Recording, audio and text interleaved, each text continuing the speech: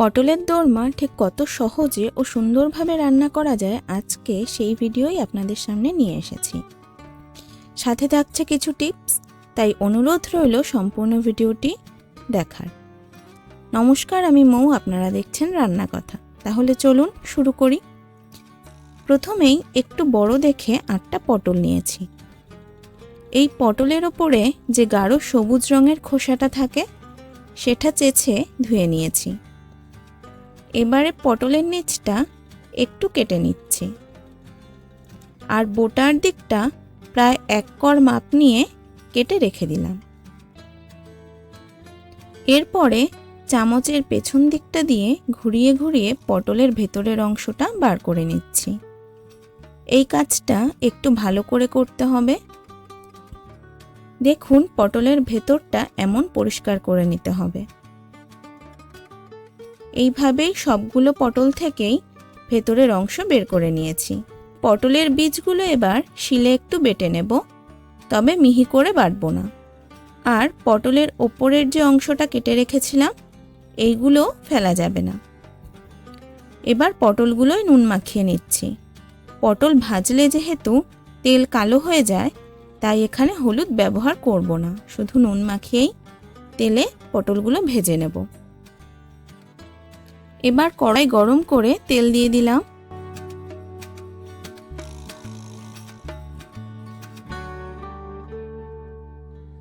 তেল গরম হয়ে আসলে পটলগুলো দিয়ে দিচ্ছি।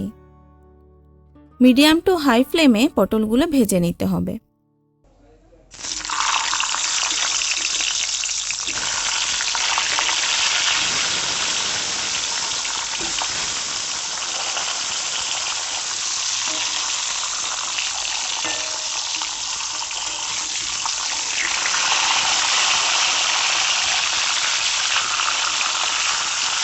পটল ভাজা ভালো না হলে পটল খেতে মোটেও ভালো লাগে না, তাই পটলগুলো একটু লাল করেই ভেজে নিতে হবে। আমি প্রথমে 4টে পটল ভেজে নিলাম। পটল লাল করে ভাজা হয়ে গেছে, এবার তুলে নিলাম। এবার পটলের বোটার অংশগুলো ভেজে নিচ্ছি।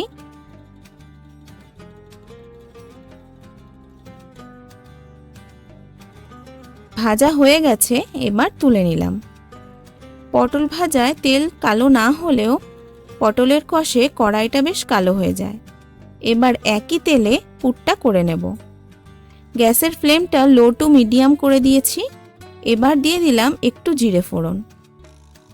এবার একটা বড় সাইজের পেঁয়াজ কুচনো দিয়ে তেলে ভেজে নিচ্ছি।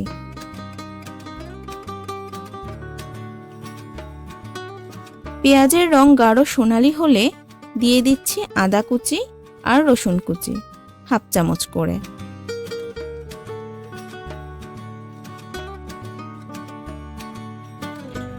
এবার দিলাম কাঁচা লঙ্কা কুচি।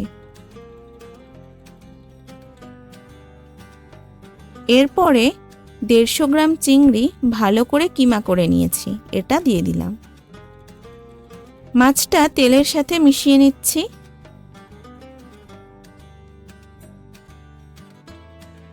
এবার দিলাম হাফ চামচ নুন, হাফ চামচের কম হলুদ গুঁড়ো আর ছোট চামচের 1 চামচ জিরে গুঁড়ো। চিংড়ি মাছগুলো প্রায় 50% ভেজে নিতে হবে।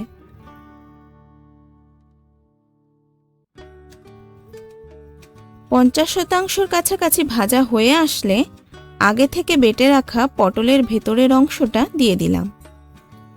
এবার ভালো করে নেড়েচেড়ে ভেজে নিতে হবে।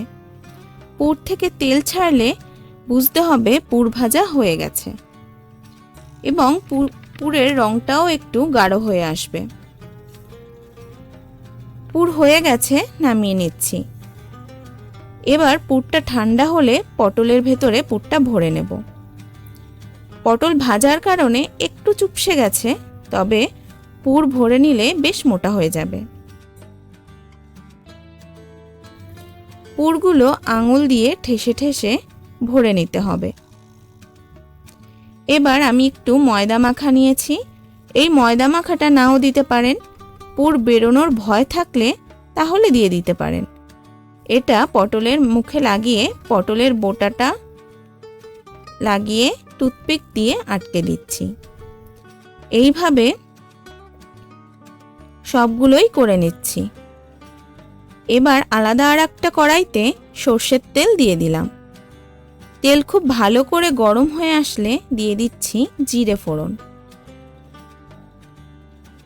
জিরে ভাজা হলে একটা বড় সাইজের পেঁয়াজ বেটে দিয়ে দিচ্ছি।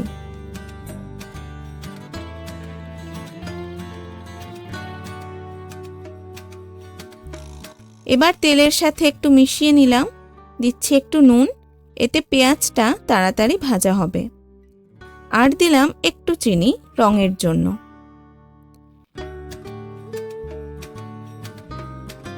পেঁয়াজ বাদামি রঙের ভাজা হয়ে আসলে দিয়ে দিচ্ছি রসুন বাটা।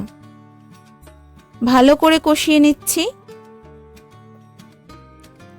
যতক্ষণ না কাঁচা গন্ধ যায়।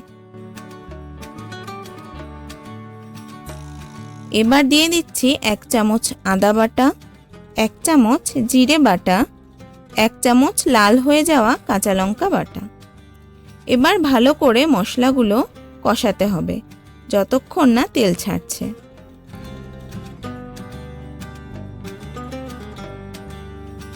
দিয়ে দিলাম 1/2 চামচ হলুদ গুঁড়ো আর একটা টমেটো বাটা।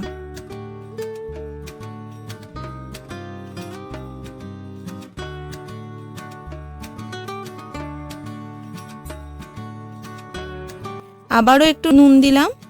আগে যেহেতু নুন দেওয়া আছে একটু বুঝে দেবেন। এই মশলাগুলো তেল ছাড়া পর্যন্ত কষাতে হবে। এবার গ্যাসের ফ্লেমটা একদম কমিয়ে দিয়ে দিচ্ছি 4 থেকে 5টা কাজু বাটা আর 2 চামচ পোস্ত বাটা। এক্ষেত্রে অনবরত নাড়তে হবে, যেহেতু কাজু দেওয়া আছে তাই কড়াইয়ে লেগে যেতে পারে। মশলা থেকে তেল আলাদা হয়ে আসলে 4 থেকে 5 চামচ দই ফেটিয়ে দিয়ে দিলাম। দই দেওয়ার আগে গ্যাসের ফ্লেমটা একদম কম আছে কিনা দেখে নেবেন, নয় দই ফেটে যেতে পারে। দই দেওয়ার পরেও আরো ভালো করে কষতে হবে।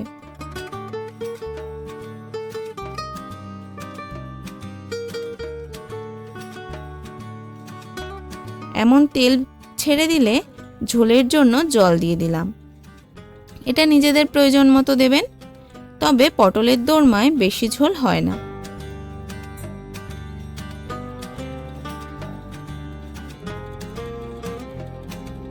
এবার ঝোল ফুটে আসলে পটলগুলো দিয়ে দিচ্ছি।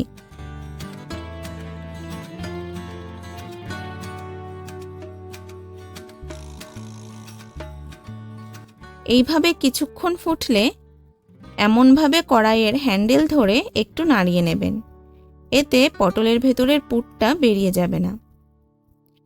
তারপর একটু গরম মশলা দিয়ে দিতে পারেন, তবে আমি এখানে দেইনি। তৈরি হয়ে গেছে পটলের দোরমা। নামিয়ে পরিবেশন করুন গরম ভাতের সাথে।